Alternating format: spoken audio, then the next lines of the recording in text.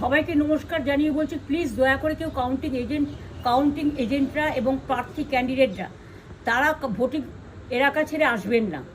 Strong রুমে যেখানে counting হচ্ছে, মানে সেন্টারে, সেখান ছেড়ে কেউ আসবেন না। এটা বিজেপির প্ল্যান। প্রথম 2-3 রাউন্ডে আমি কালকে থেকেই বলছি যে ওদেরগুলো আগে দেখাবে, আমাদেরগুলো পরে দেখাবে। এবং অনেক জায়গায় 2-3 রাউন্ড কাউন্টিং করার পরে প্রায় 100টা জায়গায় কাউন্টিং বন্ধ করে রেখে দিয়েছে। এবং কল্যাণীতে ধরা পড়েছে 7টা মেশিন, যেখানে কোনো মিল নেই। এটা টোটাল ফোর্সফুলি সেন্ট্রাল ফোর্সকে দিয়ে চারিদিকে তৃণমূল কংগ্রেসের উপর অত্যাচার করছে, অফিস ভাঙছে, জোর করে দখল করছে।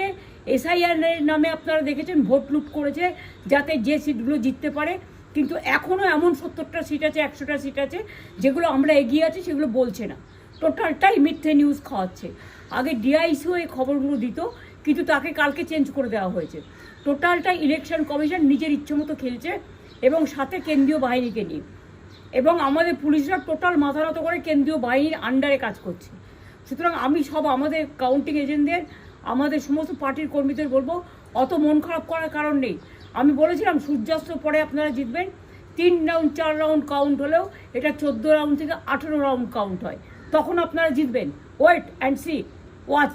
আমরা সবাই আপনাদের সাথে আছি, আপনারা কেউ ভয় পাবেন না, নিশ্চিন্তে থাকুন। আমরা বাঘের বাচ্চার মতো লড়াই করে যাবো।